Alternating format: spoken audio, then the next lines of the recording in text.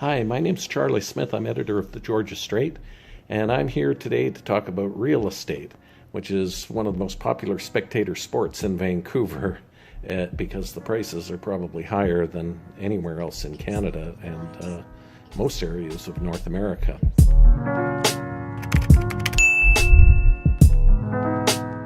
Our reporter who covers real estate is Carlito Pablo, and he has a knack for coming up with some amusing stories. And one of them concerns a new reality TV show called Agent Unbreakable. And it features a woman named Layla Yang, who's quite a high-profile real estate agent in Vancouver who sells very expensive homes. She has a home currently listed for $38 million on the west side of Vancouver, and this home is actually owned by a student, if you can believe that. And she's a former flight attendant, and it kind of celebrates the life of the rich and famous in Vancouver. But one of the agents who's been advertised as being in the show is named Edward Zhang, and it turns out, Carlito Pablo reported in the Georgia Straight, that Edward Zhang isn't licensed as a real estate agent. That's right.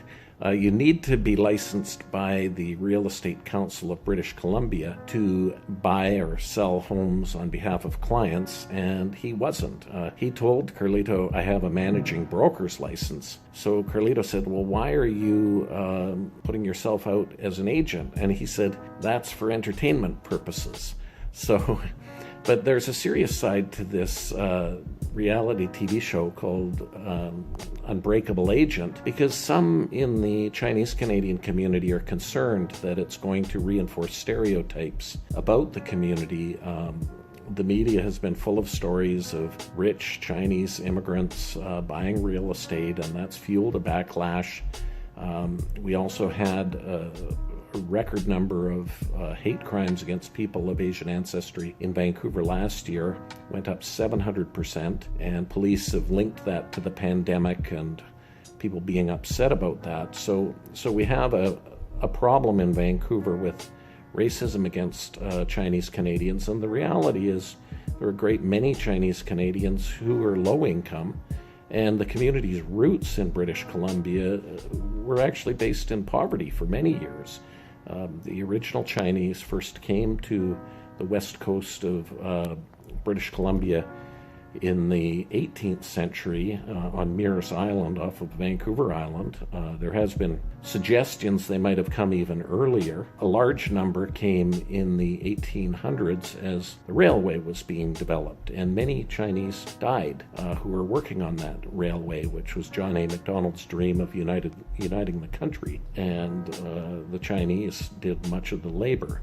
And it was very dangerous work. Then after the railway was finished, there were moves to restrict immigration. Families were separated for many years, and Vancouver had a large working class Chinese population for many years. So now we flash forward to 2021, and Layla Yang is coming out with this show that is basically all about money, and there are concerns in Vancouver that may prompt a backlash against Chinese Canadians and reinforce some of the problems that we've had in the past year.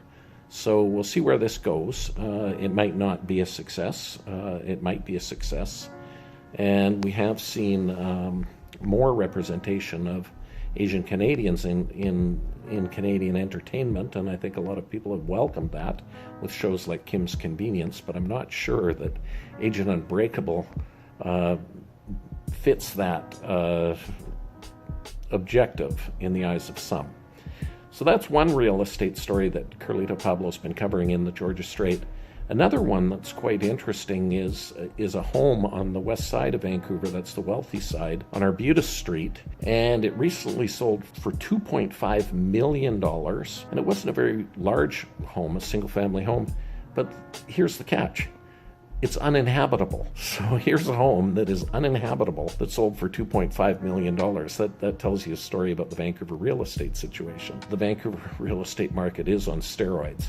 And that was confirmed by a recent national look at housing markets across the country. In Vancouver, the average home price increased by 6.7% in January of 2020. But Vancouver's not where the prices have been going up the highest, or at least the quickest rate, that's actually been in Chilliwack, which is quite far out in the Fraser Valley. It's still in the Lower Mainland, but it's further east than Langley and Surrey and Maple Ridge. Home price increases in Chilliwack exceeded those in all the cities that are in the Fraser Valley Real Estate Board and in the Greater Vancouver Real Estate Board.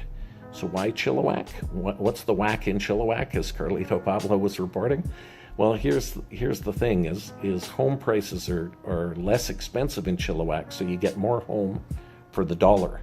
And so that is what was attracting people to go out to Chilliwack. Those are some of the stories that are shaking in Vancouver's real estate community, Metro Vancouver's real estate community. We cover it all the time in the Georgia Straight. You can find us at www.straight.com. And I'm Charlie Smith, editor of the Georgia Straight, and thanks for watching.